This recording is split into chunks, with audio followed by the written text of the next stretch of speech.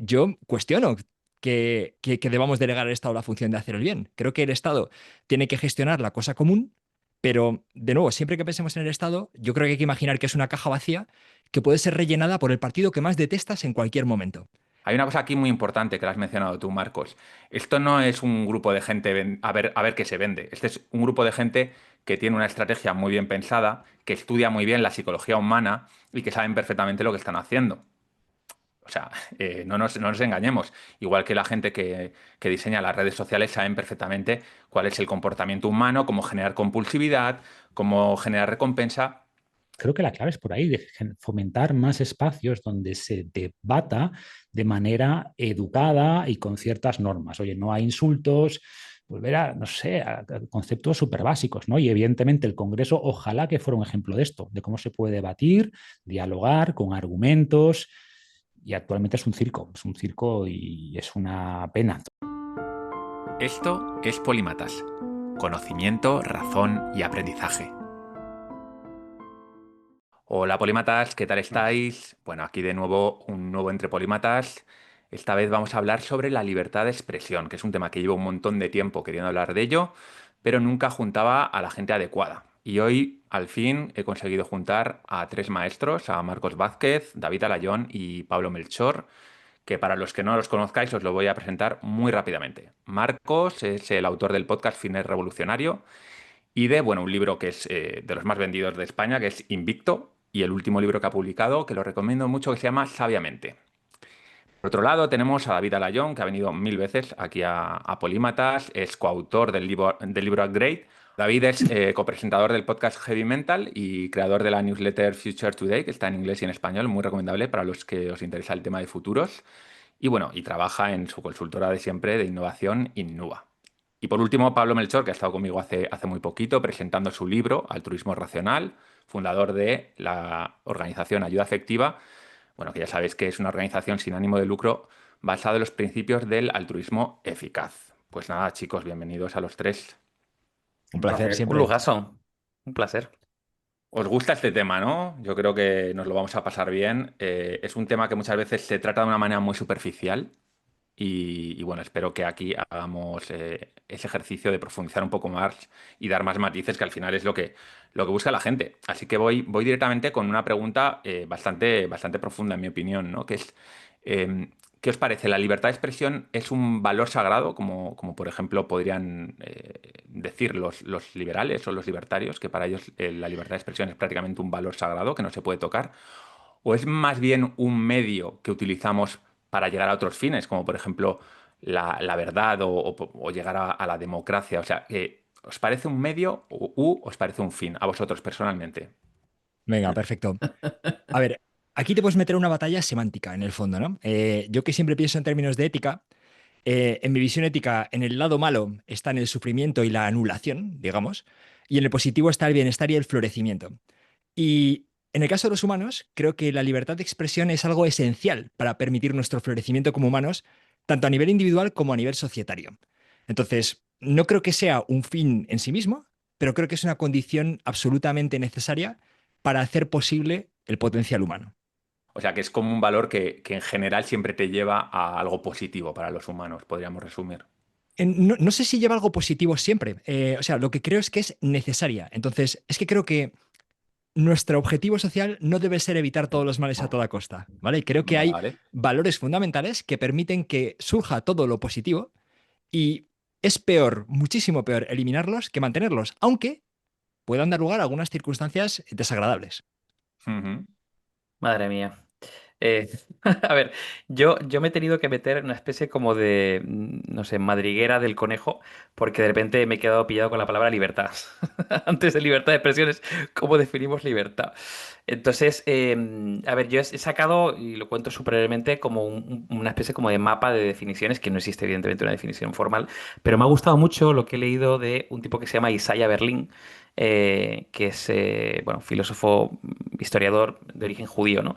Y me gusta mucho lo que plantea porque creo que plantea como dos definiciones de libertad que conjunta, a lo mejor nos ayuda un poco con la parte de libertad de expresión. Él habla mucho, por un lado, de libertad negativa, es decir, tú eres libre en la medida en que nadie te impide hacer lo que deseas hacer. ¿no? Ujú. Justamente no tienes menos barreras o menos limitaciones.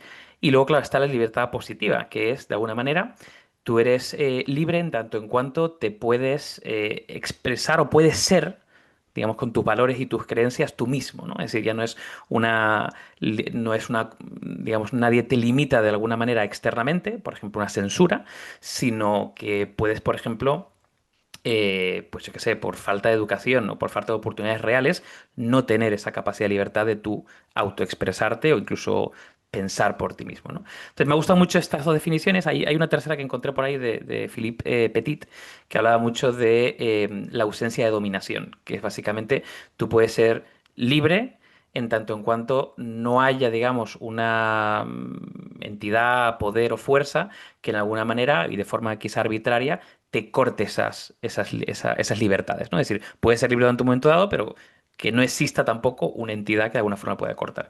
Entonces, claro, partiendo de esto, yo considero la libertad de expresión primero como algo, como decía Pablo, totalmente necesario y fundacional casi en nuestra sociedad, ¿vale?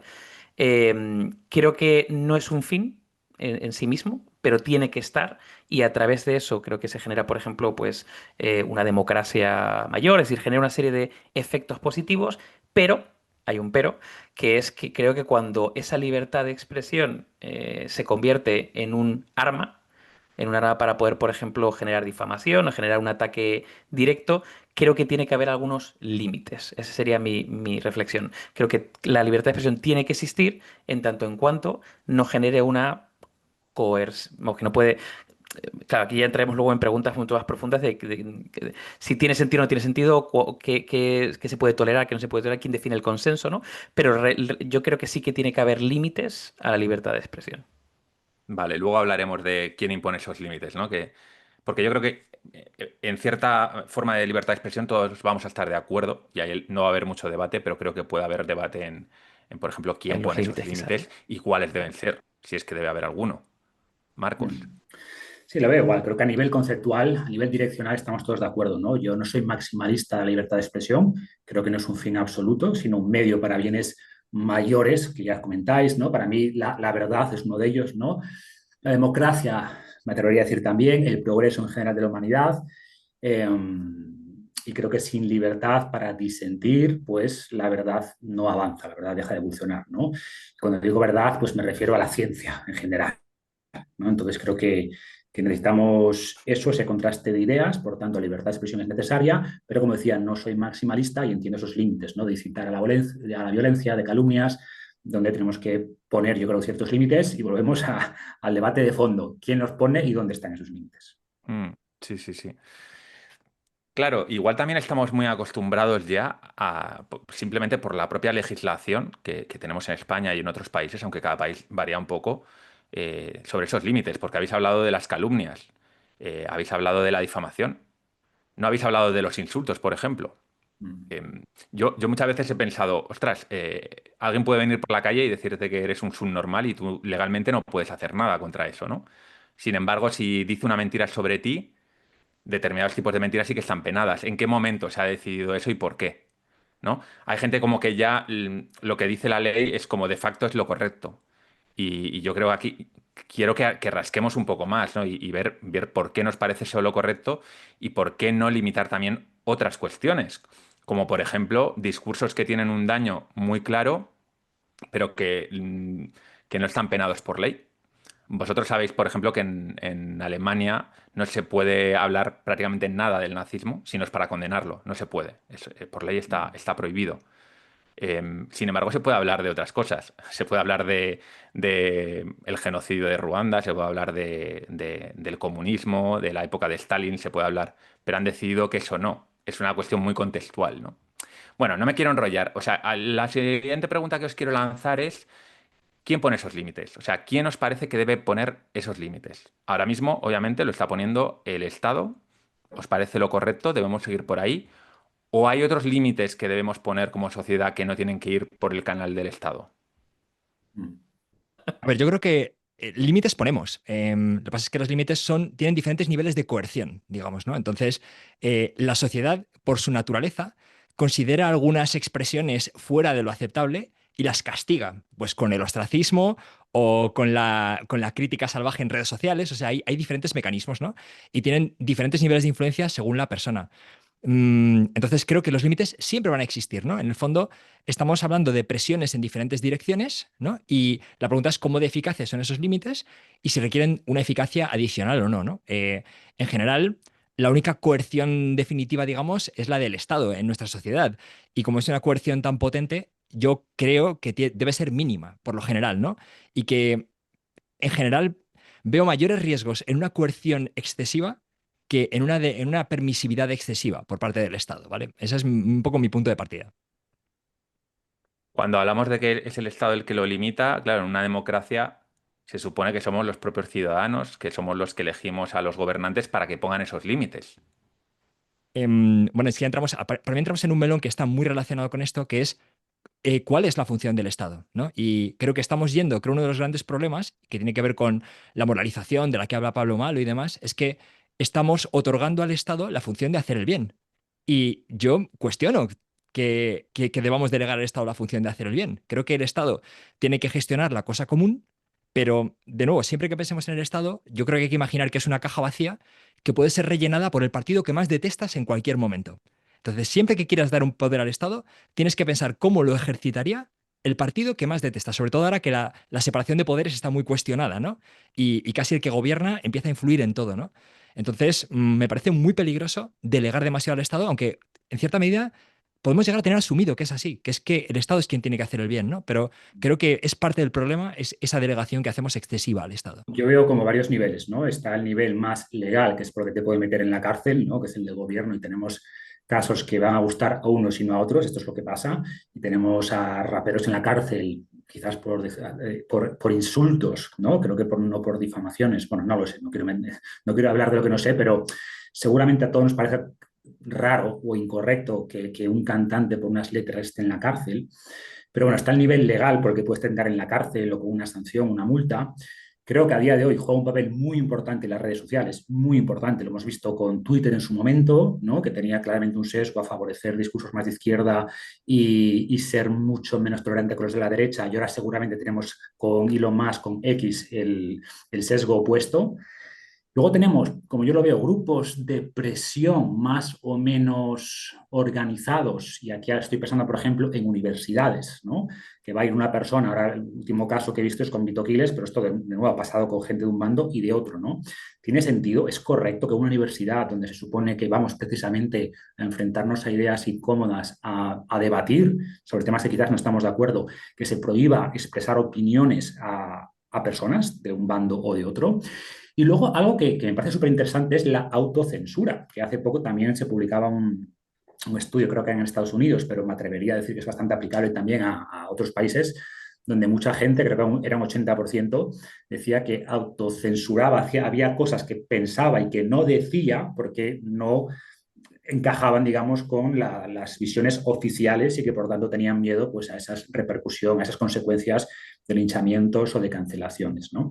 Entonces creo que todos son niveles de coartar la libertad de expresión. O sea, el más punitivo pues es el del Estado, obviamente, el que tiene poder de aplicar violencia, el monopolio de la violencia, pero creo que los otros son también relevantes y que juegan un papel muy importante en lo que se dice, lo que no se dice y las opiniones que se escuchan y las que no se escuchan. Sí, estoy completamente de acuerdo y ese es otro tema del que me gustaría hablar, ¿no? La famosa espiral del silencio también. Pero volviendo a lo que decía Pablo, me ha parecido muy interesante porque mi sensación, Pablo, es que básicamente dices, oye, no quiero que el gobierno se meta en esto de la libertad de expresión, pero entonces, en ese caso, ¿tú derogarías las leyes que hay ahora mismo en España que limitan la libertad de expresión? Que por recordarlas, básicamente son la ley de enaltecimiento del terrorismo, o sea, no se puede bueno, alabar a ETA, básicamente, bueno, y a otros grupos terroristas. Tenemos la de difamación, no podemos difamar a una persona ni atacar su honor. Y tenemos la de ataques contra la corona, que no sé hasta qué punto se aplica, la verdad, porque yo el jueves sigue poniéndolos ahí a parir y yo no creo que pase nada, pero bueno, y no sé si me dejo alguna. Ah, sí, los delitos de odio. Los De delitos odio. de odio y Ujú. humillación a las víctimas, ¿no? Entonces, em, ¿crees que deberíamos eliminar esto y dejar que se pudiese hacer todo esto sin problemas.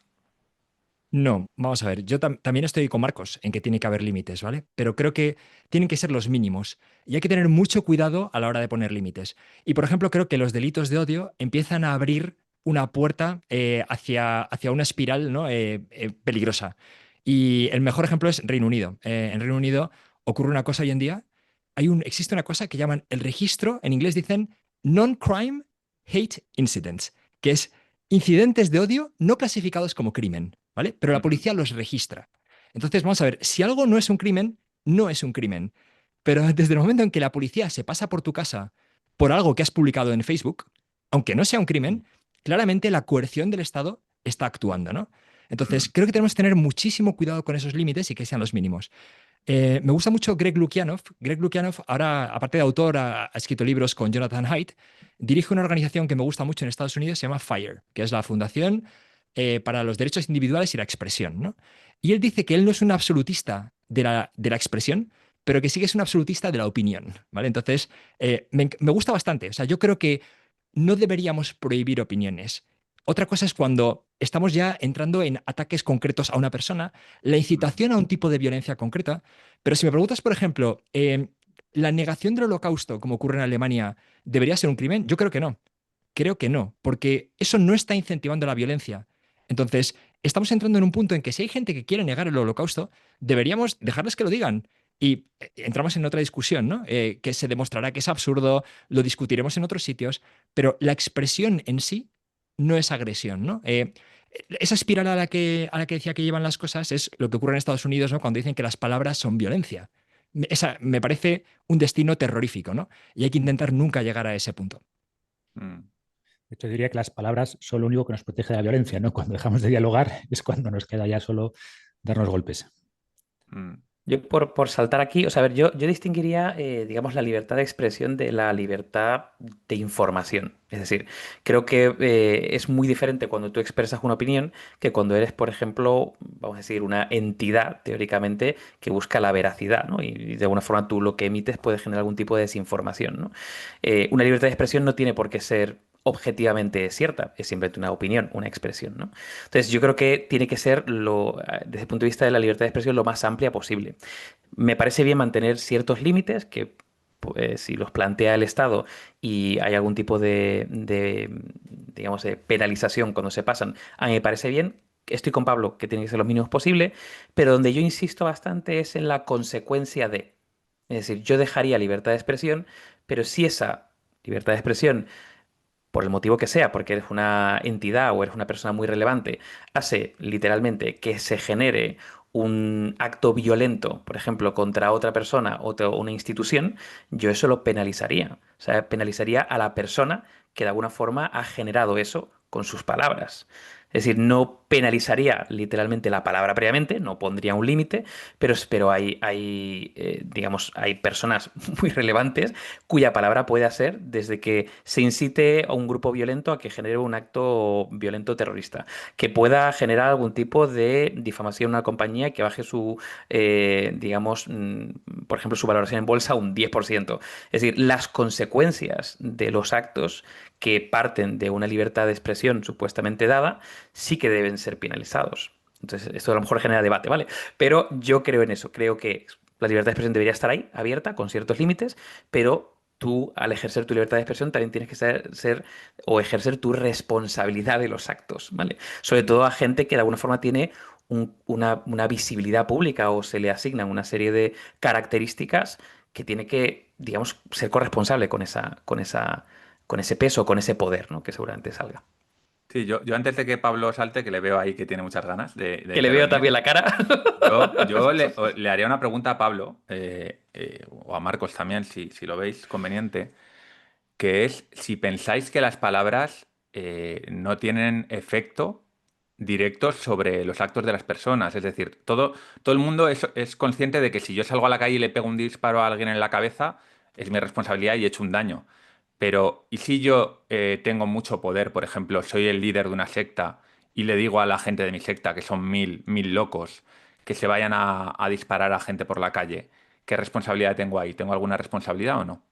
O sea, realmente no estoy ejerciendo un poder indirecto a través de las palabras. Pongo este caso dramático, pero creo que las palabras tienen muchísimo poder y yo siempre he pensado que los más poderosos no son los soldados, sino los filósofos, que son los que crean, digamos, las ideas que luego a veces pueden ser terribles, ¿no? No voy a nombrar a ningún filósofo, pero ya me entendéis. Pablo. Las palabras tienen consecuencias, sin ninguna duda. Pero ¿hasta dónde llevamos esas consecuencias? ¿Vale? ¿Consecuencias de qué orden? Si alguien se dedica a declarar permanentemente que el presidente del gobierno es un ladrón, imaginemos, ¿no? Y un corrupto, y un loco después atenta contra la vida del presidente, ¿ha sido consecuencia de esa persona que decía que era un ladrón y un corrupto?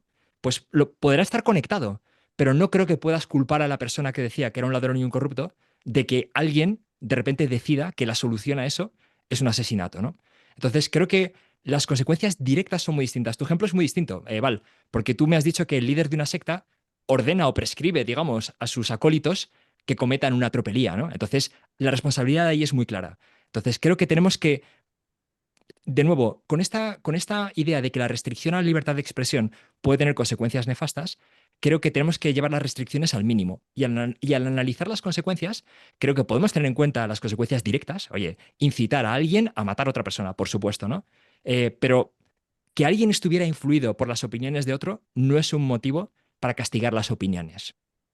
Estoy de acuerdo con eso, que por supuesto el diablo está en los detalles, ¿no? Pero tenemos además, hay casos concretos, ¿no? Desde Charlie Kirk, que es un caso muy sonado, o incluso el ataque a Donald Trump, el intento de asesinato. Claro, ellos lo que afirmaban es, no, la culpa es de quienes están llamando nazi al presidente, nazi a Donald Trump. Si es un nazi, pues claro, la conclusión lógica es que hay que matarlo, ¿no? Entonces, ¿tenemos que castigar a esas personas? ¿Meterlas en la cárcel porque hubo un loco que disparó a Donald Trump? Yo creo que no. Creo que no. Y lo mismo aplicado en el sentido inverso, ¿no? Distinto sería cuando usas tu posición de poder para dar instrucciones, para instar, no simplemente dar tu opinión, sino instruir a alguien con el poder que tienes para que cometa actos delictivos. Creo que ahí está la frontera, que no siempre es clara, pero conceptualmente iría por ahí, yo creo. Claro, yo esto lo veo un poco como las consecuencias, lo que llaman en economía externalidades negativas, ¿no? Negativas. Uno de los problemas por los cuales no se mete mano a las externalidades negativas, que sería una de las maneras para mí más evidentes de terminar con muchas desfachateces que hacen muchas grandes empresas por el medio ambiente, es que a veces es muy difícil medir esas externalidades. Ya no hablemos de las externalidades que tienen las palabras, ¿no? Pero claro, que algo sea difícil no significa que debamos olvidarnos de ello. Obviamente, si yo le digo a alguien que tiene que matar a otra persona, es muy fácil culpabilizarme. Pero si yo, por ejemplo, estoy hablando durante años en mi podcast de que los musulmanes no son personas, son ratas de alcantarilla, y yo tengo muchísimo poder y hay mucha gente que me sigue, y curiosamente, luego es esa gente la que acaba persiguiendo a musulmanes por las calles, ¿qué responsabilidad tengo yo? ¿Tengo algún tipo de responsabilidad? Igual no es la misma que cuando decidí decir que matasen a los musulmanes, pero quizá tengo alguna responsabilidad también por eso que he hecho, ¿no? Yo creo que tienes responsabilidad. A ver, yo creo que aquí es muy importante quién es el emisor. Es decir, la persona o la entidad o quien sea que de alguna forma genera o hace uso de su libertad de expresión y para qué lo hace. Es decir, si es una entidad o es una persona que tiene un poder muy fuerte porque tiene una comunidad, tiene no sé, una llegada muy potente y encima su objetivo final es un objetivo de desacreditación, difamación, de odio, en definitiva, y ya podemos entrar en matices de cómo lo hace. Hay mucha gente que tiene un enfoque, pues yo qué sé, más científico, por ejemplo, o más basado en hechos, y otros que es por puro... Por pura desacreditación, sin ningún tipo de base, ¿no? Entonces, creo que mezclando diferentes características o diferentes matices, tú tienes una responsabilidad. ¿Para qué dices lo que dices? ¿A quién lo dices? ¿Con qué base lo haces? ¿A qué comunidad de gente llegas? Y es que, bueno, hemos dicho, por ejemplo, casos que son muy evidentes con el tema de asesinatos concretos, pero, por ejemplo, cuando se trabaja desde la parte de la desinformación y tú puedes emitir una desinformación que lleva a una serie de efectos directos, como puede ser una caída en bolsa por una compañía que requiere, no sé, un 10% de despidos de la gente, porque alguien que tiene 50 millones de seguidores lo ha dicho, por ponerte un caso, ¿no? U otro caso muy concreto, que tú hagas una desinformación y digas que algo no es verdad, acusando, por ejemplo, a una persona, y esa persona, pues yo qué sé, es atacada por un grupo de gente porque creían firmemente que eso había ocurrido, hay una responsabilidad por tu lado. Es decir, hay una trazabilidad y una responsabilidad que tú, vamos, según mi opinión, y que tienes de alguna forma plantarle cara. Otra cosa diferente es que eso pues pase luego por un juicio, haya una especie de investigación, vea exactamente lo que se ha generado, pero yo creo que tiene esa persona o esa entidad o esa empresa o lo que sea que hacer frente a esa responsabilidad. Son precisamente los casos que estáis diciendo, ¿no? Incitación al odio, de calumnias, con consecuencias, las que están penadas por la ley. Y yo eso lo veo bien. Creo que la mayoría lo veremos bien. El problema es dónde pones el límite, ¿no? Por poner un ejemplo concreto, yo me acuerdo que hace un par de años pues estaba el debate, bueno, que sigue estando, si las mujeres trans podían competir con las mujeres biológicas, digamos, ¿no? Yo esto lo planteé, hablamos del tema, bueno, pues me llegaron unos cuantos, no pocos, igual 15 o 20, decían que eso era incitación al odio, ¿no? Que era transfobia. Mm. Entonces, claro, si bien estamos poniendo casos muy claros, donde incitamos al asesinato, decimos que tal grupo no son personas, son ratas, son ejemplos muy extremos, creo que en los extremos vamos a estar casi todos de acuerdo. Las diferencias las vamos a encontrar a medida que nos alejamos de los extremos y vamos a casos más típicos que nos vemos en el día a día y que según tu color político y tus creencias, ¿qué consideras que es incitar al odio y qué consideras que es un debate racional, sensato, científico que se tiene que dar, ¿no? Mm. Claro, es complicado. Yo creo que, o sea, tenemos, no soy un experto legal en absoluto, ¿vale? Pero entiendo que tenemos una serie de delitos tipificados que precisamente van a esos casos más claros, ¿no? Entonces, creo que en general las restricciones deben ser muy, muy, muy concretas. O Correcto. sea, entonces, creo que esa es la clave, ¿no? Me preocupa mucho la restricción generalizada y me preocupa muchísimo, por supuesto, el arbitrio de la verdad, ¿no? ¿Qué son bulos? ¿Qué es desinformación? Cosas que se han llamado desinformación en ciertos momentos han acabado siendo ciertas, ¿no? Entonces, claro, cualquier restricción que se salga de los delitos clarísimos, Mm. creo que tiene un mayor potencial de consecuencias negativas que el de consecuencias positivas. Sí. Mira, vamos a hablar de la desinformación porque, claro, está claro, ¿no? Los ejemplos que hemos puesto son muy dramáticos.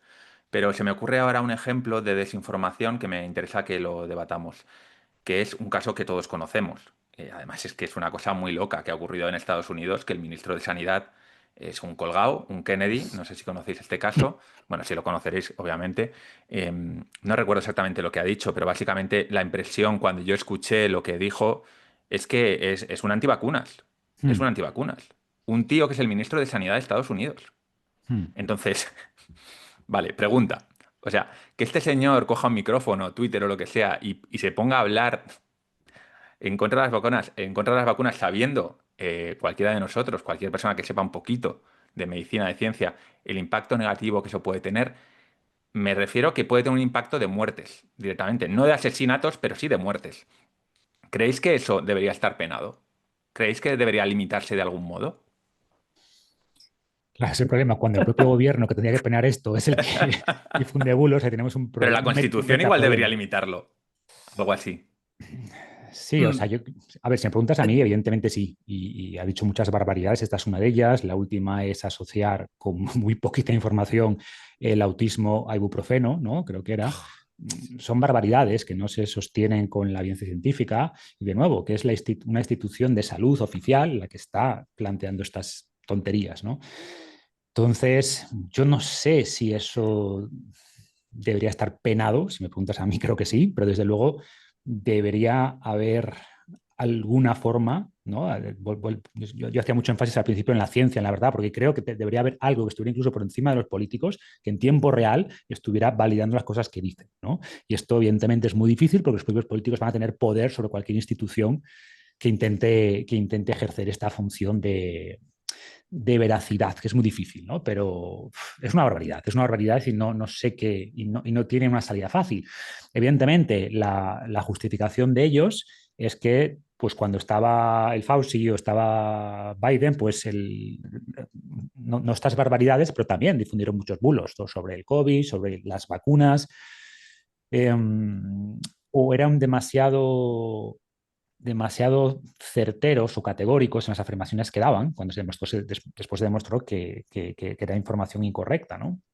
Como decía Pablo. Entonces, yo creo que tenemos que intentar que el gobierno cumpla una función, pero tiene que ser la mínima posible y por la justificación que daba. O sea, imagínate que dentro de las siguientes elecciones gana el partido que más odias. ¿Quieres que ese sea el aladiz de la verdad, que defina lo que es verdad y lo que es mentira? Es muy peligroso. A ver, en este caso, me encanta este caso en concreto porque hay matices, hay un matiz que me gustaría poner encima de la mesa. A ver, en mi caso, de manera muy resumida, volviendo otra vez a diferenciar información de opinión. ¿Vale? Si una persona que ocupa un puesto en el gobierno de Estados Unidos emite una opinión, vamos a decir, subjetiva, pues yo qué sé, el ibuprofeno me sabe mal, o pienso que sabe mal, perfecto, comprado, ni pajolera idea, puede estar de acuerdo o no. Pero cuando emite una información que teóricamente tiene que ser veraz y que va a tener una serie de consecuencias, yo creo que eso no es que sea, no es que haya que de alguna forma parar que no diga eso. Pero una vez dicho, por quién es, la responsabilidad que tiene y porque no está emitiendo una opinión, ¿vale? Sí que debería ser de alguna forma, podría ser perfectamente denunciado y penalizado, literalmente. Claro, entramos en otro matiz, que es el que quiero introducir ahora, que es digamos que eso que dijo, lo dijo, digamos, con una intención de desinformar. Me lo invento, ¿eh? Hay una farmacéutica por detrás que le está pagando, ¿vale? Lo cual sería doble penalización, o lo dice por un tema de ignorancia. Entonces, si es lo segundo, ¿vale? Entramos en un terreno un poco más delicado, porque no ha habido una intención de difamación, no hay una intención de generar, sino es literalmente por pura ignorancia. ¿Vale? Entonces ahí sí que abro otro pequeño melón, que es qué pasa, que, bueno, si llegamos a un punto de decir cómo ha llegado una persona a un puesto tan representativo de sanidad con ese nivel de ignorancia. Vale, ok, podemos llegar a eso, pero una vez que ha Es ocurrido una eso, negligencia, es que para mí eso es una negligencia. exactamente, pero en ese caso, yo no penalizaría la opinión, sino si genera un efecto, o sea, si lo que ha dicho genera un impacto negativo, a esa persona debería ser penalizada por el impacto que ha generado Bueno, su mira, os voy a opinión, o sea, contar una su... anécdota que me ha ocurrido hoy a la hora de comer. Estaba hablando con mi madre. Mi madre tiene 500 de colesterol, ¿vale? Hablando con unas amigas suyas, si escucha a mi madre esto me va a matar, pero bueno, lo voy a poner porque es que me parece un ejemplo de libro. Unas amigas suyas le han dicho, no, unas amigas suyas que son enfermeras o médicos o algo así.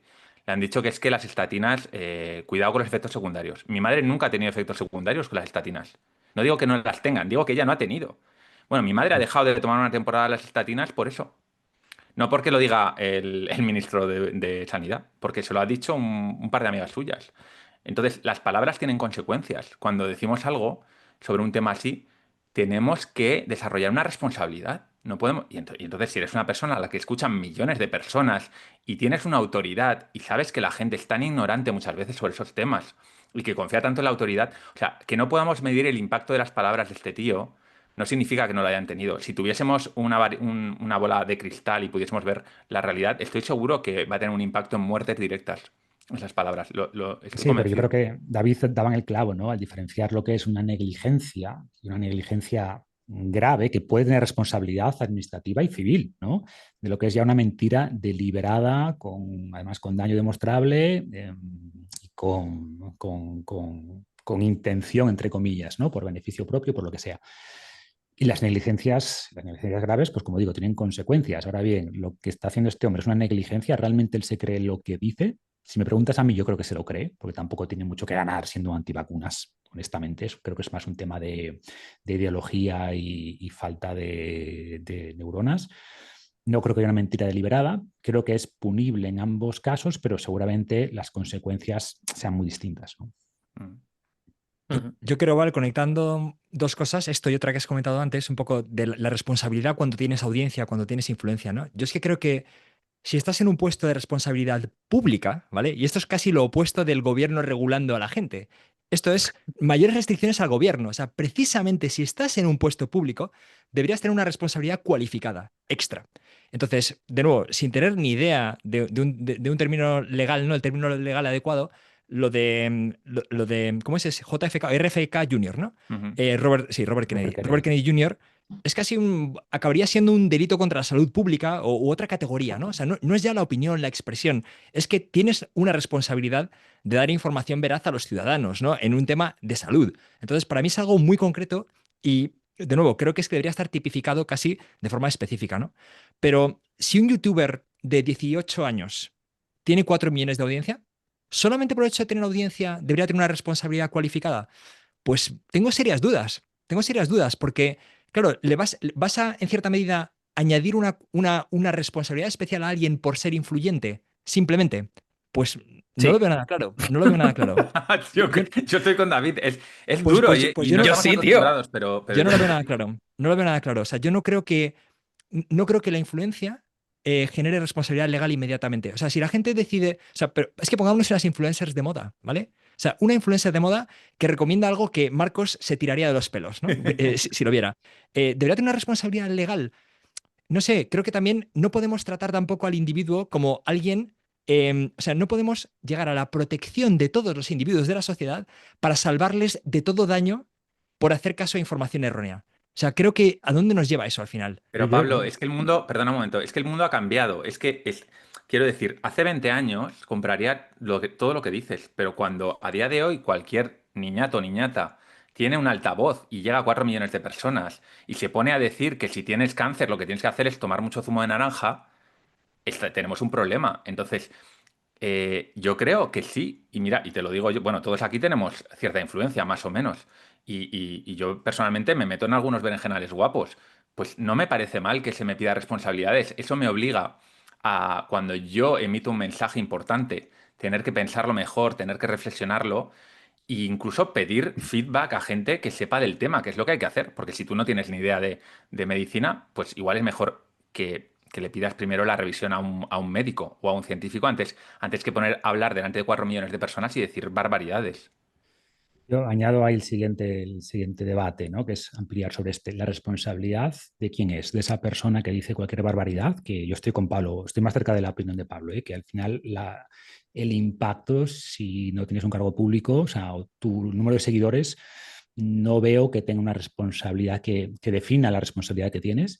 La siguiente pregunta es cuánta responsabilidad es de esa persona y cuánta es de la plataforma que le da voz. No solo que le da voz, sino que le permite emitir sus mensajes, sino que muchas veces lo potencia, porque curiosamente suelen ser los mensajes más absurdos que se plantean en las redes sociales los que más viralizan.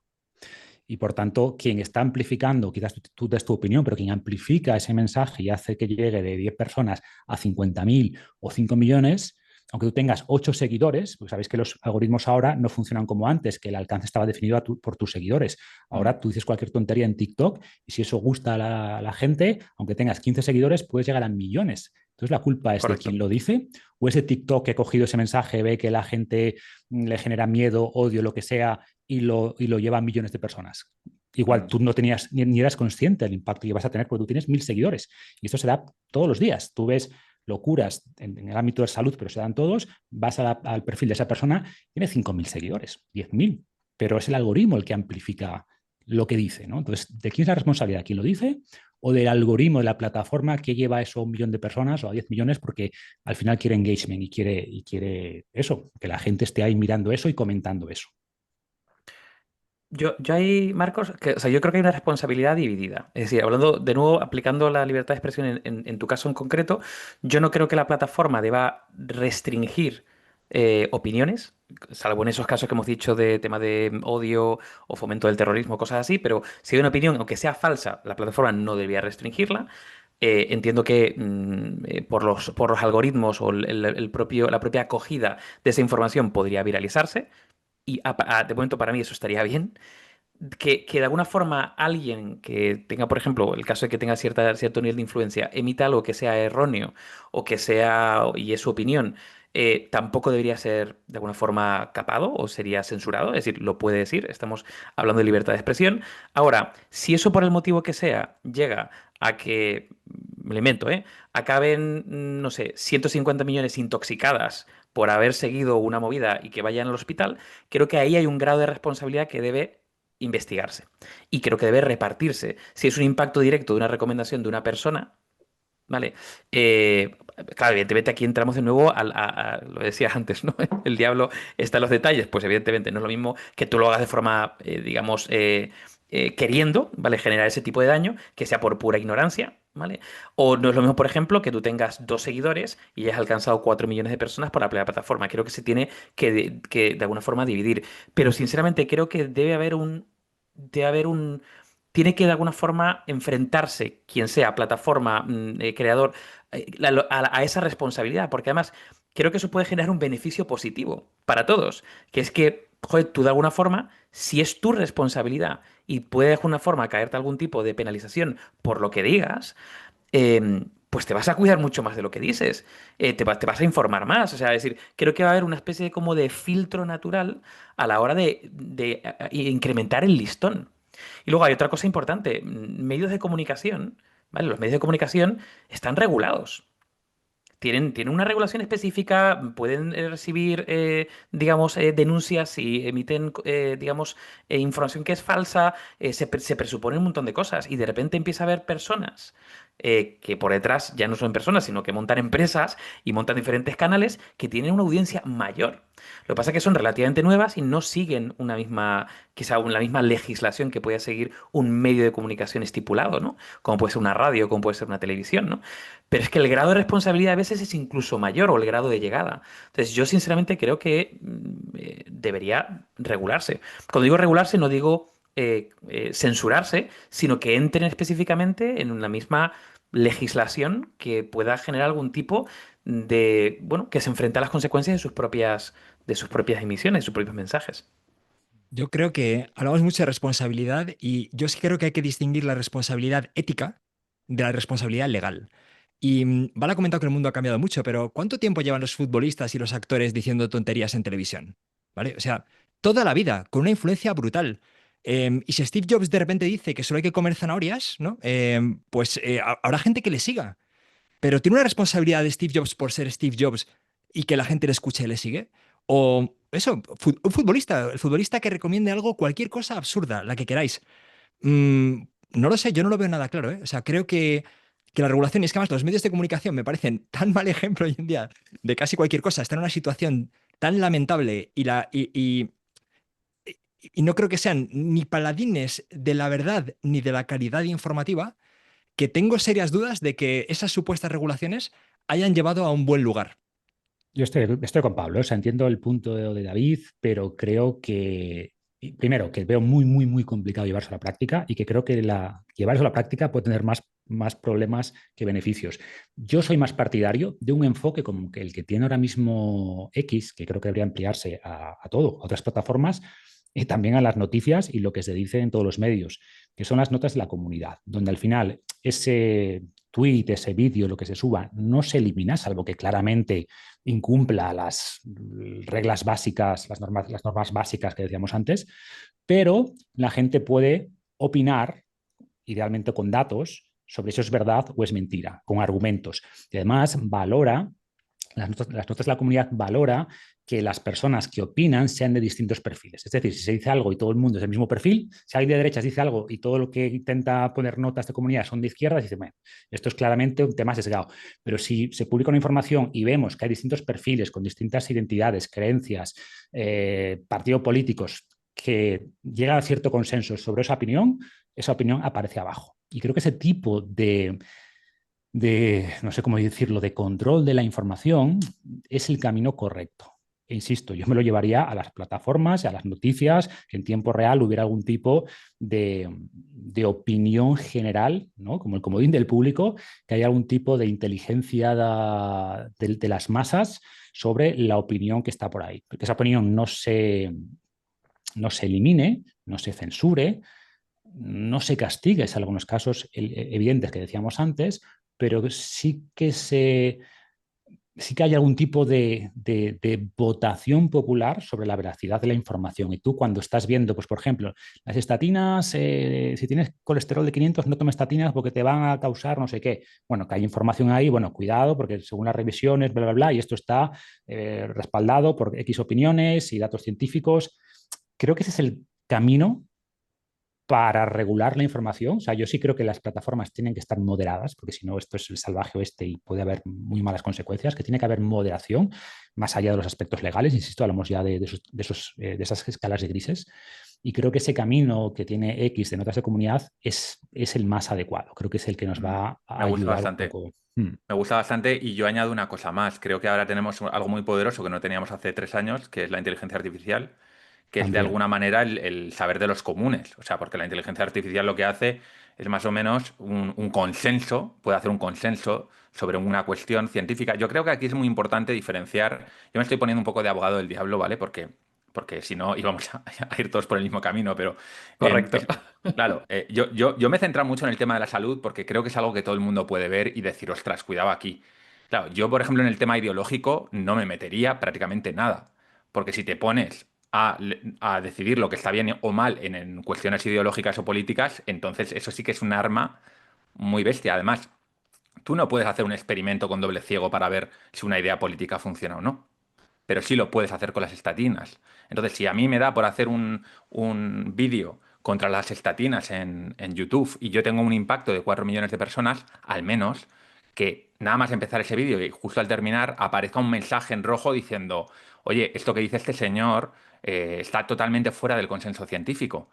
Esto puede ser a través de notas de comunidad, Marcos, pero también puede ser a través de inteligencia artificial, que también se está Sin haciendo duda, que se con está Grok haciendo también, en, correcto. en X, que mucha gente le pregunta a Grok, oye Grok, ¿esto que ha dicho este señor qué? Porque la gente pues no tiene por qué tener esa información. No sé cómo veis estas dos propuestas de notas de comunidad y inteligencia artificial combinadas precisamente para, en vez de castigar, bueno, sí le estás castigando, de alguna manera le estás dejando en evidencia a esa persona que Mm. seguramente la próxima vez tendrá más cuidado cuando grabe un vídeo o lance un tuit.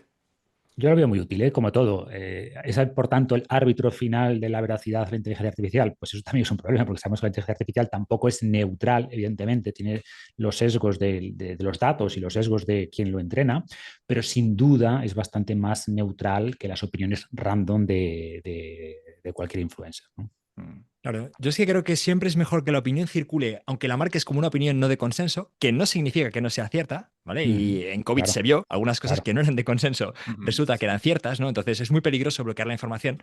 Y además está el otro argumento de que cuando tú bloqueas la expresión pública de la información, al final lo que se hace es se canaliza por otros lados y generas un ámbito conspiranoico mucho mayor, porque esta es la información que no quieren que sepas.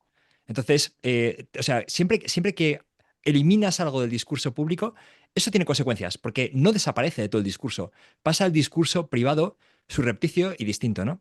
Entonces, la única forma, y estos son unos argumentos clásicos, ¿no? Es que la única forma de contrarrestar los malos argumentos es que sean públicos, ¿no? Y que cuando alguien te recomienda solo comer zanahorias, lo puedas cuestionar, ¿no? Es que además, incluso en salud, Val, es que los límites son muy complicados, ¿no? O sea, si una influencer recomienda unos zapatos de tacón, ¿no? Y los zapatos de tacón están destrozando los pies de las mujeres, ¿vamos a culpar a esa influencer? ¿La vamos a pedir una responsabilidad legal por estar dañando los pies, ¿no? Al final, puedes llegar las líneas son muy difusas, ¿no? Entonces, yo creo que siempre es mejor que la información esté ahí. Me parece perfecto calificarla, me parece perfecto poner las opiniones en contra. Si podemos automatizarlo, fantástico, ¿no? Y distinguir siempre consenso de verdad, me parece esencial. ¿Nos parece que hay cierto paralelismo entre todo esto que estamos hablando y, por ejemplo, lo que está ocurriendo con la industria de la alimentación? Que una empresa puede poner en el mercado un alimento que es puro veneno, que encima es adictivo y que está destruyendo la salud de la gente. O sea, tenemos en Estados Unidos no sé si el 60%, 50% de la población, igual esto, Marcos, lo sabes tú mejor que yo, gente con obesidad directamente, no sobrepeso, obesidad. En España no tenemos tanto. Mm. Esto, hoy había un debate en la Biblioteca Polímata, en el grupo de Telegram, de quién era la responsabilidad. Y había uno de los miembros que hablaba de que al final la responsabilidad es de la persona que consume ese producto. Y yo, claro, yo cuando voy a los supermercados, que me considero una persona con bastante autocontrol, yo caigo muchas veces. Caigo muchas veces. Entonces yo pienso en una persona que tiene depresión, me voy a ir al caso extremo otra vez, ¿no? Que tiene Mm. depresión, que está sola en casa y que todos los días cuando sale del supermercado con la fruta se tiene que enfrentar a todas las chocolatinas que hay ahí que se la están metiendo por los ojos. Que esto, tanto el supermercado como la industria, o sea, como la industria que produce esos pseudoalimentos, te lo están poniendo ahí a unos precios baratísimos, además. ¿No tienen cierta corresponsabilidad esas empresas por estar entre comillas, envenenando a la población porque esto sabemos que es un problema de salud pública muy bestia y parece que miramos para otro lado. Sí, se regula, ¿hasta qué punto se regula? O sea, yo, ya me conocéis, soy bastante liberal, pero en estas cosas me parece que a veces tenemos que esperar a que la sociedad esté completamente enferma para empezar a regular ciertas cosas como los alimentos ultraprocesados o, o bueno, se está viendo, ¿no? Con los móviles, internet, todos los efectos que están teniendo a nivel de salud mental también. Es decir, a veces estamos muy agobiados con la regulación cuando se regulan muchísimas cosas, mucho menos obvias y cuestiones que todos vemos que claramente están perjudicando a la sociedad a nivel de conjunto. Nos da un miedo regularlas que alucina. No sé cómo veis esto. O sea, igual parece que me estoy saliendo del tema, pero creo que viene de la mano. O sea, yo creo que las No, no, redes viene de la sociales mano. las redes sociales con los mensajes que están mandando constantemente a todo el mundo están teniendo un impacto negativo a nivel mental, que no digo que no sean positivas en algunas cosas, ¿vale? Pero ahora me centro en lo negativo. O sea, yo por saltar aquí y vuelvo otra vez al tema este de la doble definición de libertad, ahora estamos hablando de la libertad positiva, en el sentido de, yo soy partidario de no, vamos a decir, prohibir, digamos, ciertos alimentos, ¿vale? Sí que estaría en pro de regular, por ejemplo, de que sean más claros, o sea, primero, que desinformen menos, porque parece que ahora mismo tienes un packaging de cartón con una florecilla y es súper ecológico, cuando puede ser una auténtica porquería, pero bueno, está el Nutri-Score, es decir, yo fomentaría el hecho de que informen más desde los alimentos, ¿vale? Pero por otro lado, y aquí sí que lo tengo bastante claro, creo que hay que, digamos, formar mucho, alfabetizar mucho, educar mucho a la población. Y es donde ya viene la libertad positiva, ¿no? Es decir, hay suficiente educación, información, acceso a, alternativas a, el precio es asequible. Es decir, hay una serie de elementos que hacen que tú puedas, bueno, que seas libre a la hora de tomar una decisión, porque ya no es que haya censura, sino que tú realmente tengas la información, la educación, las alternativas. Entonces, en este caso en concreto, yo creo que por el lado de los alimentos, salvo evidentemente que sea, bueno, tabaco, ¿no? O sea, hay cosas que, pero ciertos alimentos que dices, vale, son dañinos hasta cierto punto, depende del volumen de consumo que se haga, ¿no? Ahí entramos en un terreno, creo que un poco gris, ¿no? Entonces, yo sí que sería, por ejemplo, o dejaría abierto que esos alimentos o esos productos se vendan, pero que de alguna forma informen o no desmientan, o no de alguna forma desinformen, justo lo contrario.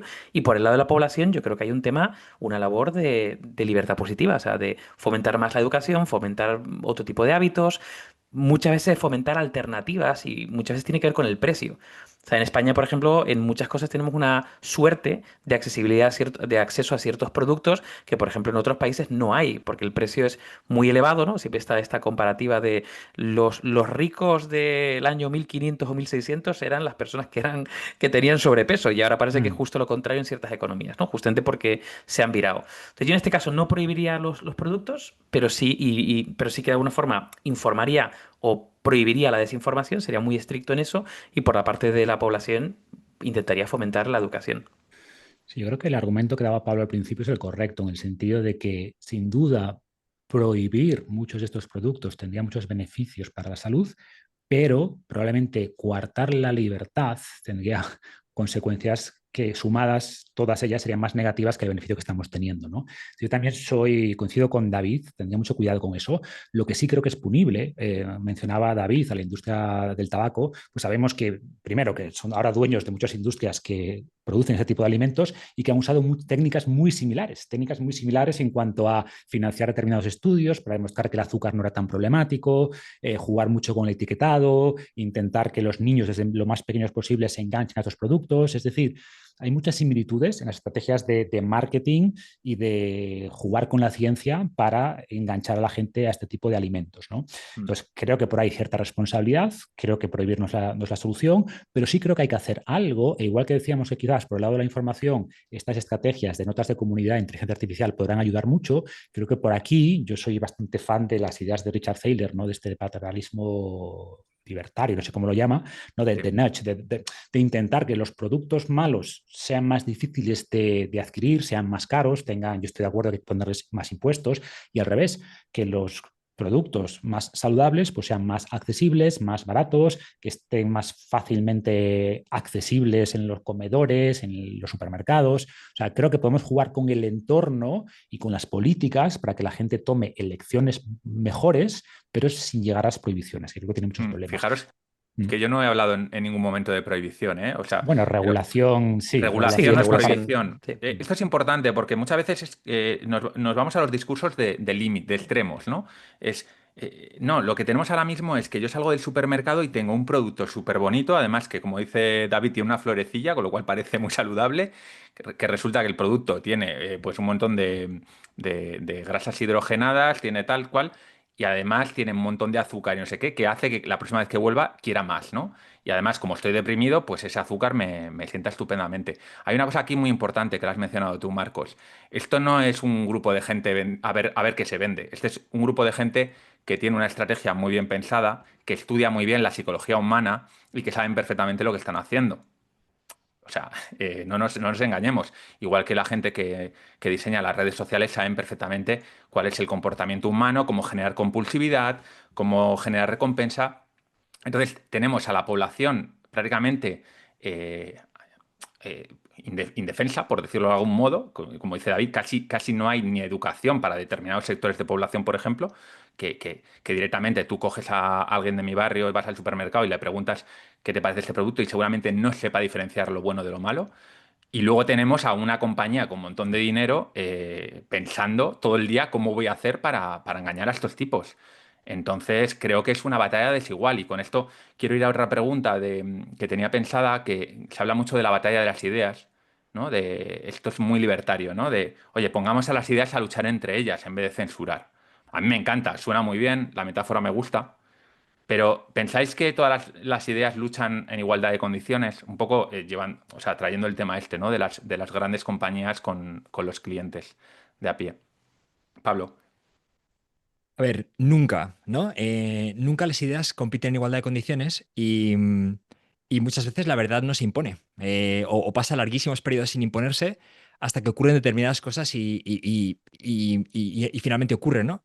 Creo que lo que sí tiene la verdad es que vuelve a aparecer muchas más veces porque mucha más gente acaba llegando a esa conclusión, ¿no? Mm. Pero, pero me he quedado un poquito enganchado en la idea de ante ese escenario, ¿vale? De que no compiten en igualdad de condiciones, la idea de la regulación, ¿no? Y aunque me estoy saliendo, no te estoy haciendo caso, Val, sinceramente, No pasa nada. pero creo que hay un ángulo muy importante que es, o sea, yo creo que la idea es que la regulación debe ser mínima en general y cuando se regula hay un criterio clave que es la efectividad.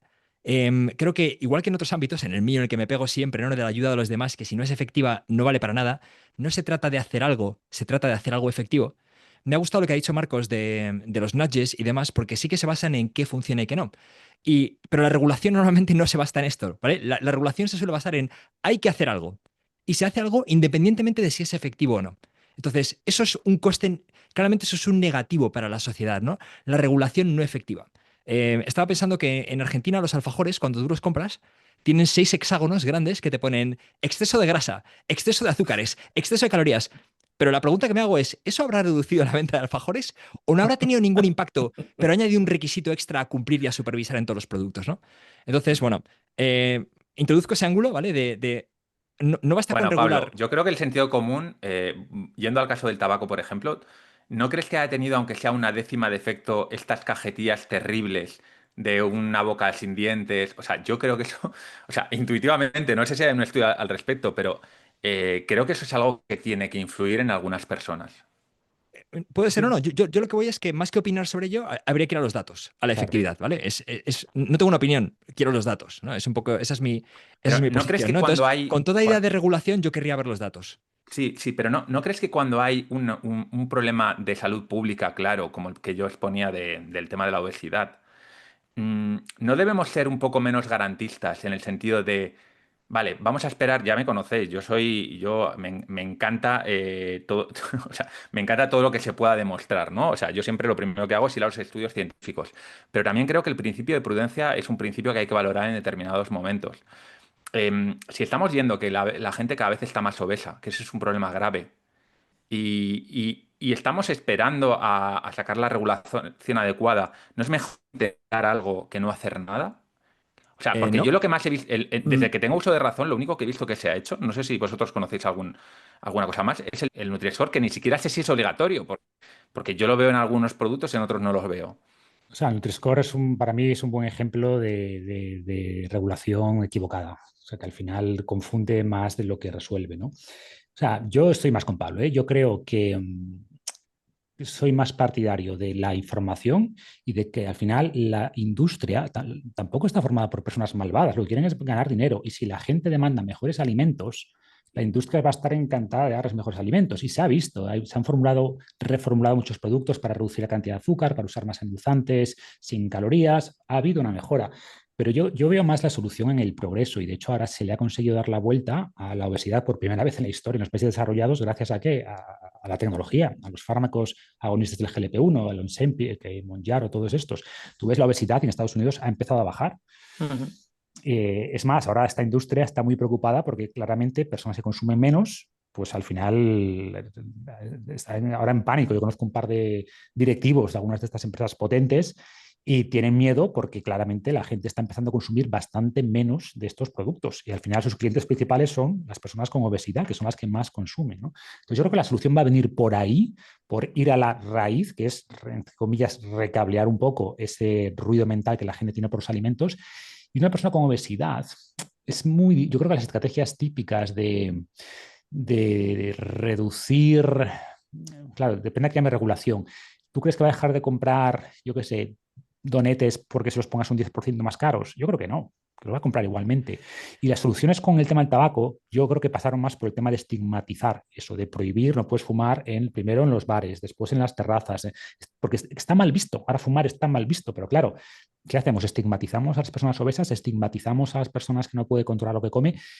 Eso también tiene un montón de problemas y sabemos que en general el estigmatizar a estas personas no ayuda a que mejoren su comportamiento. Entonces es un tema complejo, o sea, que yo creo que algo de regulación hace falta, pero como decía antes, más por el tema de hacer pequeños cambios en el entorno, de jugar un poco con las políticas públicas, con incentivar el consumo de productos saludables, de hacerlos un poquito más accesibles, más baratos, etcétera. Pero creo que mucho más que eso es complicado. Yo iba a tirar un poco del hilo de lo que acabas de decir tú, Marcos, que estaba todo el rato pensando, claro, pero es que la obesidad es un reto complejo, es un problema complejo. No se puede asignar exclusivamente al sobreconsumo de un tipo de alimento o de un producto, sino que está muy integrado en la cultura, los hábitos, la familia, el contexto. Hay un montón de variables que afectan, más allá del consumo, por ejemplo, de, yo qué sé, grasas saturadas o azúcares muy concretos. Hay escuelas en Estados Unidos que literalmente las opciones que tienes para comer en la escuela es todo fritanga, literalmente. Es decir, ya son un montón de regulaciones que vas a tener que meter cuando a lo mejor lo que hay que hacer es, bueno, pues digamos, hacer diferentes acciones de diferentes puntos. Porque para ser un problema complejo, puedes regular un poco por aquí, puedes cambiar los hábitos por allí, puedes generar un poco de educación por otro lado, puedes facilitar alternativas, pero tiene que ser casi más como una orquestación de diferentes soluciones que ni siquiera en el corto, en el medio plazo van a generar como cambios, ¿no? Y además yo soy muy partidario de los nudges, ¿no? De pequeños cambios sostenidos en el tiempo más que un cambio drástico que probablemente genere un efecto contrario. Es decir, que se busquen alternativas negativas, ¿no? Porque ya tienes la inercia, ¿no? Yo quizá vaya más por esa vía también, ¿eh? Sí, Yo también, o sea, estoy echando de menos todo el rato que, o sea, por ejemplo, este tema de obesidad, ¿cuánto impacto ha tenido la gente como Marcos? ¿Vale? O sea, ¿cuánto impacto tiene la divulgación de información positiva, ¿vale? Que no tiene nada que ver ni con la regulación ni con el Estado. O sea, hay muchísimas opciones de influir en la sociedad desde muchos ángulos, ¿no? Y creo que la regulación es una de ellas y es válida en determinados casos, ¿eh? O sea, no soy, aquí me estoy posicionando en este debate muy antirregulación, ¿vale? Pero por supuesto no Bueno, soy tan hasta David extremo. se está posicionando ahí, ya me preocupo. Digo, igual tengo un aliado, David, en la parte más izquierdosa, pero No, nada, nada. claro, depende, es que hemos tocado mucho. Es que yo creo que es David, yo te he imposible llamado a generar. ti para que representes a la izquierda en este debate y me A estás ver, yo es fallando. que no es que es imposible generalizarlo. Yo soy pro regulación en muchas cosas, pero claro, de repente me tocas un tema que digo, espérate, vamos a ver cómo lo. Ya, ya, ya. Es complicado, es complejo. Claro. Bueno, que hay que tenerlo en cuenta, ¿no? Y volviendo a la libertad de expresión, Val, Sí, creo no, que pero mira, tenemos un tema ahí, ¿eh? O sea, es un tema yo creo que para hablar de él, el de Bueno, ya, sí, tienes razón. Sí. Venga, vamos a centrarnos en la libertad de expresión. No, Pero no, es que bueno, lo he sacado porque me parecía que tenían mucha He relación comentado, ambos, claro. ambos temas, ¿eh? estoy de acuerdo porque en el fondo hablamos de hacer daño. Estamos hablando de cosas que hacen daño social, ¿no? Y que hay que hacer al respecto. Y es complicado, ¿no? Y no hay una respuesta. El que tenga la respuesta definitiva miente, ¿no? Siempre hay ángulos, hay matices, como decía David, por supuesto, ¿no? Pero es verdad que en libertad de expresión sí que hemos hablado ya, ¿no? Con las community notes, la idea de inteligencia artificial, que hay mecanismos, igual que hay mecanismos de presión social hacia lo negativo, hay mecanismos de presión social hacia lo positivo, ¿no? Y creo que están posiblemente infraexplorados y hay más cosas que se pueden hacer y se pueden impulsar más, ¿no? Mm. Y la regulación a veces la veo como el último recurso, creo, ¿vale? Porque es como una bomba nuclear, ¿no? No distingue. Se aplica a todo y te capa igual lo positivo y lo negativo, ¿no? Es muy Mm. difícil hacer una regulación muy fina. Mm, Tenemos que ir terminando ya, pero tengo un par de preguntas que me parecen interesantes y las voy a lanzar.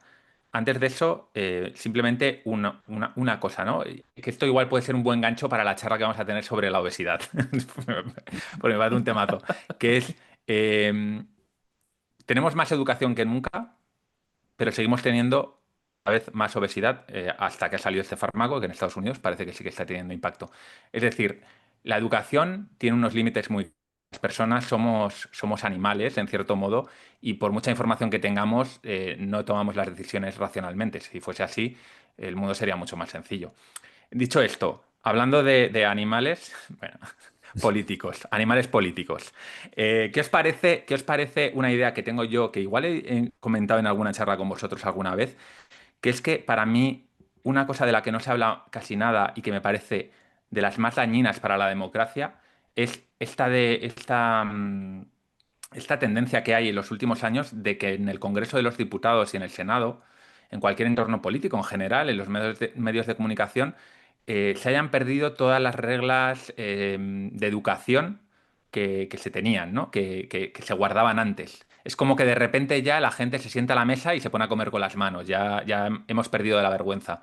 ¿Qué os parece limitar la libertad de expresión en lugares así para obligar a los políticos a que mantengan unos mínimos de educación, que no se puedan insultar, que no puedan cacarear, que no puedan ponerse a aplaudir como morsas cuando su líder supremo dice algo gracioso, este tipo de cosas? ¿Os parece que tiene sentido limitarlo? David, que te estás riendo mucho. A Salto ver, yo. venga. A ver, me encanta el planteamiento. Yo creo que vuelvo otra vez a mi idea. Yo no limitaría el cómo se expresa, no limitaría. O sea, yo lo dejaría literalmente abierto. O sea, yo volvemos otra vez a la parte de libertad de expresión. Yo lo dejaría abierto. Ahora, yo volvería de nuevo a. Yo creo que eso es una especie como de efecto en cadena. Al igual que tú tienes libertad de expresión, yo sí que penalizaría. Y aquí sí que sería. Vamos, lo penalizaría por encima de lo que sería un ciudadano normal. Vamos, alguien que tiene un cargo político sí que penalizaría las consecuencias de ciertas cosas. Es decir, si genera algún tipo de comentario difamatorio sobre otra persona que es falso, yo sí que penalizaría, o sea, daría la posibilidad de penalizar a esa persona si recibe, por ejemplo, algún tipo de denuncia por una difamación. Ya no digo una calumnia extrema, sino simplemente por una desinformación que se ha dado. Es decir, damos por hecho que las personas que están en el gobierno tienen que estar preparadas, informadas, que manejan cierto nivel de veracidad. Si saltan esos grados, no como lo haría un ciudadano, digamos, de a pie, pero sí que deberían ser penalizadas. Por lo tanto, creo que eso, en vez de limitar digamos, la libertad de expresión, la mantiene intacta, pero genera una responsabilidad donde tú, a ti mismo, deberías, bueno, controlar cómo te expresas, incluso manejar mejor tus discursos o cosas parecidas. Pero estamos Entiendo que es hablando de cosas complejo. diferentes porque tú lo que estás diciendo es que dentro de, o sea, puedes utilizar el lenguaje que tú quieras, pero Sí, tienes que ceñirte a los hechos, ¿no? Yo lo que tienes que estoy ser. hablando es Claro, incluso exacto. ciñéndote a los hechos, el que tú puedas tener un lenguaje de falta de respeto, de reírte del contexto político, de utilizar según qué palabras, según qué, o sea, perder ciertas formas de educación, eso pueda tener una penalización. No digo meterlo en la cárcel, digo que tenga una penalización de algún tipo. Claro, yo ahí, por mucho que desearía que no ocurriera, y ojalá llegue, digamos, animales políticos que de alguna forma cambien el rumbo de donde han ido las cosas, yo personalmente no lo limitaría o no lo censuraría. Y a ver, no sé si, claro, censurarlo, limitarlo legalmente, pero creo que sería muy bueno, y no sé cómo hacerlo, pero recuperar un poco cierta sensatez, ¿no? Por muchos motivos. Al final, creo que deberíamos convertir el Congreso, el debate político, en un debate, un diálogo, y actualmente se percibe como un circo. Y eso hace que la gente desconecte y y si ve algún debate en el Congreso es como quien va a ver un partido, o sea, un partido de fútbol me refiero, ¿no? O sea, tu equipo contra el mío, y grito al mío, y cuando el mío te mete un gol, grito, y eso es un problema. Y al final, que la política haya dado el salto a las redes sociales hace que los políticos hagan un performance para las redes sociales, para sacar el clip más que hiera más al rival político. Y eso creo que es un problema, o sea, que al final genera polarización en la sociedad y sobre todo desvía la atención del fondo del debate al espectáculo, ¿no? Y al final el Congreso se convierte en un espectáculo más y creo que eso es un problema, es un problema. Y yo creo que, conectando con lo que decías antes, Val, de los debates, ¿no? Y la batalla de las ideas, creo que la clave es por ahí, de fomentar más espacios donde se debata de manera educada y con ciertas normas. Oye, no hay insultos, volver a, no sé, a conceptos súper básicos, ¿no? Y evidentemente el Congreso, ojalá que fuera un ejemplo de esto, de cómo se puede debatir, dialogar con argumentos, y actualmente es un circo y es una pena. Entonces, claro, el problema es esto, cómo tiene sentido penalizarlo. Pues hombre, yo estoy con David, lo veo complicado. Ahora bien, que hubiera algún tipo, no lo Incentivo. sé, de Otros incentivo. incentivos. Puede haber otros Exacto. incentivos que deriven a otro comportamiento, más que la penalización, que haya otro incentivo. Hmm. En Pero, los co- pero no sé por qué veis tanto problema en que pueda haber ciertas normas. Es decir, tú en el Congreso no te puedes acercar al de al lado y meterle una bofetada. Entonces, si no le puedes meter una bofetada, ¿por qué demonios te puedes reír en su cara, le puedes insultar? O sea, vale, que diréis, no es lo mismo. Hmm. Bueno, bueno, no es lo mismo. El impacto negativo que puede tener en el cultural un congreso, que es un mal ejemplo, no es un mal ejemplo, es un pésimo ejemplo, y que convierte todo en una lucha de tú eres mi enemigo, lo que consigue, y esto bueno, algunos de vosotros estuvisteis en la conversación que tuvimos sobre la polarización, ¿no? Hmm. Solo un 5% de la gente se casaría con una persona que sea de un partido político diferente. Eso es un daño que es difícil de rastrear, pero que es un daño terrible. No digo que todo lo provoque esto. Pero hay un libro muy interesante que vamos a leer en la Biblioteca Polímata que se llama Cómo mueren las democracias. Los investigadores han sacado como una conclusión, y es que uno de los mayores impactos negativos en las democracias por las que van degenerando, precisamente porque las normas que no están escritas en ningún sitio, pero que antes se cumplían, esas normas de educación, de respetar al contrario, de llegar a acuerdos con el contrario, se han ido perdiendo. Y entonces ahora mismo ya los partidos políticos en Estados Unidos, por ejemplo, ya no hablan entre sí, ya no conversan, ya no debaten. Y eso es un drama. Y yo creo que ese tipo de marrullerismo quizás es un síntoma, ¿eh? Y no es el origen. Pero yo creo que puede tener un impacto muy negativo. Es mi intuición, Pablo. Yo creo, Val, que, o sea, hay una cosa que es la libertad de expresión y otra cosa es el decoro, ¿no? Entonces, yo creo que en el Congreso de los Diputados habrá, imagino, un reglamento interno. Y en ese reglamento interno perfectamente se puede prohibir golpear el zapato sobre la mesa como Khrushchev, ¿no? Escupir al contrario. Y posiblemente se pueden prohibir los insultos ad hominem, ¿no? Y no pasaría nada y no creo que eso coartara la libertad de expresión, ¿no? Entonces, yo creo que puede haber unas normas de decoro y mejorarían Sí, un poquitín el discurso público en el Congreso. Luego ya creo que el melón de la polarización es gigante, ¿no? Y influye en otras mil variables más.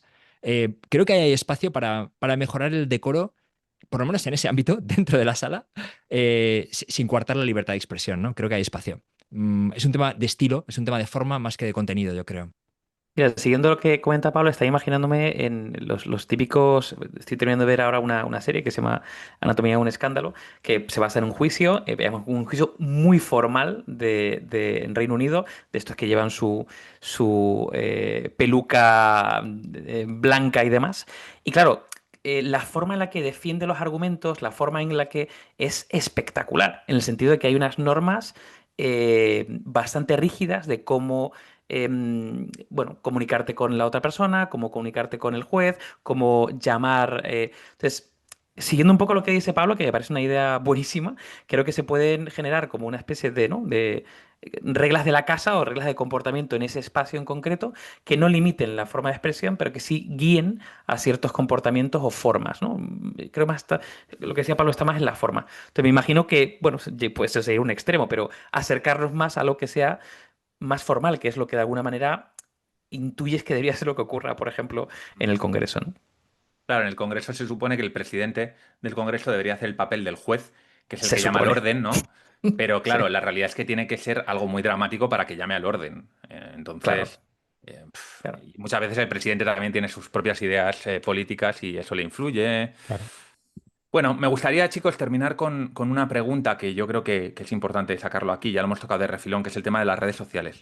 ¿Vosotros pensáis que la entrada de las redes sociales, que ha democratizado de alguna manera la palabra, em, y esa libertad de expresión extrema que ha habido en las redes sociales, han tenido un impacto neto positivo o negativo a la sociedad? Ya sé que es Mm. imposible responder a esta pregunta, pero creo el debate que puede salir de aquí creo que puede ser interesante. Yo creo, mi opinión, que yo sí creo que han sumado más que han restado, ¿vale? Creo que han democratizado la voz. También es verdad que han concentrado el altavoz, ¿no? Es decir, no las voces de todo el mundo, o sea, no es la democracia perfecta que quizás se planteaba al principio, porque no todas las voces tienen el mismo poder, evidentemente.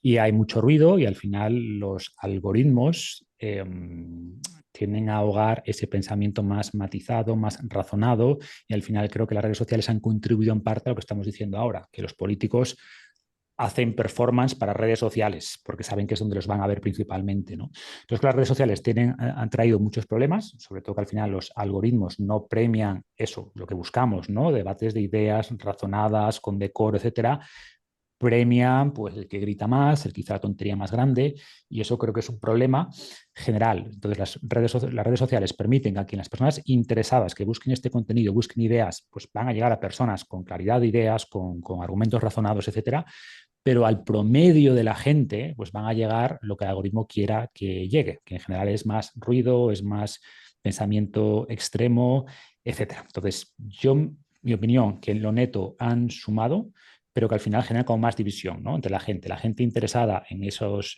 debates de verdad, que no tiene una mentalidad muy extrema, pues es capaz de encontrar contenido que antes no estaba, que antes simplemente estaba la visión oficial, ahora tienes mucha más exposición a contenido de calidad, que incluso es de más calidad que lo que vemos en los medios tradicionales, pero es verdad que el precio que pagamos es una gran marabunda de desinformación y que muchas veces, por desgracia, es la que priorizan los algoritmos. Mm. Yo creo que Internet ha sido netamente. Internet es un concepto casi olvidado, es increíble, ¿no? Yo con amigos en broma digo, yo conocí Internet, o sea, Sí, blogs total. y demás, ¿no? Entonces, claro, creo que esa posibilidad de dar a gente sin credenciales absurdos y con conocimiento profundo la posibilidad de expresar sus opiniones y llegar a mayores audiencias ha sido increíble, ¿no? Y evidentemente ya tiene un lado negativo, pero creo que ha sido clarísimamente positivo. Creo que el modelo de Internet que han creado las redes sociales con estos algoritmos, el feed infinito, la recompensa dopamínica del like, es lo que ha añadido una capa en la que tengo dudas respecto a si ha añadido un neto positivo o ha añadido un neto negativo a lo que aportaba ya Internet de por sí, ¿no? Entonces, bueno, te diría que no lo tengo claro. Mira, yo antes de que, para dejar a David que cierre la conversación, me ha venido una idea cuando hablabas tú. Yo creo que Internet y las redes sociales han tenido un impacto neto muy positivo para gente formada y con las ideas claras, pero muy negativo para la mayor parte de la población. Y ya no hablemos para la gente joven que todavía no tiene esas ideas claras y no tiene un faro. O sea, nosotros tenemos un filtro. Quiero pensar que todos nosotros los que estamos aquí tenemos un filtro, tenemos un criterio y podemos decir, aún así muchas veces nos poseen nuestros smartphones, ¿eh? Y esto tampoco lo vamos a negar, ¿eh? Yo el Mm. primero. Pero bueno, yo creo que hay mucha gente, y esto lo ha estudiado y lo sigue estudiando mucho Jonathan Haidt para que le interese, que está siendo muy perjudicada por las redes sociales. Entonces, o sea, vuestros dos comentarios me parecen muy oportunos, pero quería añadir esto antes de cerrar. David. Yo voy a ir por la misma vía, pero yo haría un matiz. O sea, yo también, claro, ya uno va, va peinando canas. Yo recuerdo la vida antes de Internet y la vida después de Internet. ese Internet primero, ¿no? O ese Internet que llamaron en su momento el 2.0, ¿no? Que venía con la parte de los blogs y la parte de los foros. Y yo creo que fue una época maravillosa en el sentido de que había casi un filtro natural, pero donde tú buscabas esa información. Y te puedes encontrar desinformación, pero había muy poca en aquel momento, porque tampoco había tantos incentivos para desinformar y ganar. Digamos que era una época muy, muy incipiente, ¿no? Creo que el nacimiento de las redes sociales fue muy positivo. Recordamos que las redes sociales al principio, lo que tú consumías era lo que tú seguías. Y tus Eso era al amigos, principio lo de que las redes publicaban sociales. tus amigos, sí, Tus sí. amigos, bueno, o personas que te parecían interesantes, que podías seguir, ¿no? Pero era lo que de alguna manera a ti te llegaba, ¿no? Al igual que empezaba a haber, pues, agregadores, ¿no? Donde tú agregabas fuentes y tú consumías, ¿no? Creo que en algún punto de la historia perdimos el control de qué consumimos. Es decir, ya no elegimos lo que consumimos, sino pasamos a estar un poco a expensas de los algoritmos, ¿vale? Y ahí entramos en dos efectos muy negativos. El primer efecto es que estamos a expensas de lo que funcione o lo que funciona, lo que tiene más likes y demás, y ya sabemos, simplemente por dónde está el mayor consumo de programas de televisión y demás, que, digamos, va a estar tristemente en porquería internetera, ¿vale? Entonces te va a llegar una cantidad de porquería absurda que es imposible de filtrar. De hecho, ya ahora mismo te cuesta mucho decir, no, no, yo quiero omitir todo esto y quiero solamente consumir lo que sigo. Y te van incluso metiendo cosas entre medias para... O sea, es horrible, ¿vale? Horrible. Y el otro efecto es lo que podemos llamar burbuja algorítmica, ¿no? Que ya no solamente eso, ya no solamente es lo que funcione, sino es lo que te funciona a ti. Entonces, de alguna manera te empieza a generar una especie como de burbuja a tu alrededor, donde solamente te llegan aquellas cosas que confirman lo que piensas, ¿no? Y yo creo que ponías vale, en el documento que nos compartiste con algunos datos, que la polarización se ha dado más en personas de por encima de una cierta edad, pero más mayores, no tanto en Sí, los jóvenes. curiosamente, sí. Bueno, curiosamente no, es que yo creo que son las personas que son menos digitales, por tanto se meten más en la propia burbuja algorítmica, Ya. es decir, consumen menos fuentes, dan menos saltos, siguen, sino simplemente es como casi retroalimentación, es un feedback perfecto, ¿no? Hasta tal punto que, bueno, yo hablando con gente cercana, ¿vale? Familiares, gente cercana, me he dado cuenta que se creen ciertas cosas que si tú dices, pero a ver, si es que consumas otras fuentes que no son los típicos medios que se retroalimentan entre sí, te das cuenta que hay un contraste y son incapaces de salir de ello. Entonces, creo que Internet es maravilloso, creo que ese primer Internet que hubo también, creo que las redes sociales fueron maravillosas, creo que la llegada de los algoritmos y sobre todo cuando ya hay un componente muy grande de negocio, de incentivos económico, creo que entramos en una época que creo que ahora mismo el balance es negativo. Mm. Me venía a la cabeza cuando te he escuchado hablar el nostálgico de Internet, de los Total. buenos tiempos de Internet. De los buenos Has pasado tiempos. de los 40 y te has vuelto ya un nostálgico, David. Ya batallitas, batallitas. Bueno, Totalmente. chicos, ha sido un auténtico placer. Ay, Pablo, ¿querías comentar algo? Bueno, no, una chorrada muy rápida, que es que he pensado que hemos salido de la tele programada en la que, a ver qué ponen, ¿no? Sí. Hemos ido al contenido bajo demanda y la tendencia es a volver a llevarnos a que alguien nos esté programando el contenido. Y hay que Es hacia lo evitarlo. que tendemos, es hacia lo que tendemos. No olvidemos que antes también la gente veía su canal de televisión y leía su periódico. Generalmente no se compraban 3 periódicos para contrastar, tampoco es lo que suele suceder. Mm. Lo dicho, ha sido un placer teneros aquí. La conversación súper interesante, me deja un montón de preguntas, pero bueno, creo que tenemos que juntarnos un día para hablar de la industria alimentaria. No sé qué opináis, pero yo creo que es un temazo. Cuando queráis. A Yo me por siento ello. más cómodo, de hecho, que hablando de libertad de expresión. Bueno, Yo me sentiré más incómodo, pero bueno, me tú te apunto. sientes cómodo hablando de cualquier tema, Marcos, que te arremangas y lo que te ponga delante. Pues para el año que viene os voy a llamar para que hablemos de ese tema, ¿de acuerdo? Muy Yo con bien. vosotros repito. Un Venga, un placer, abrazo, chicos. compañeros. Chao. Abrazo.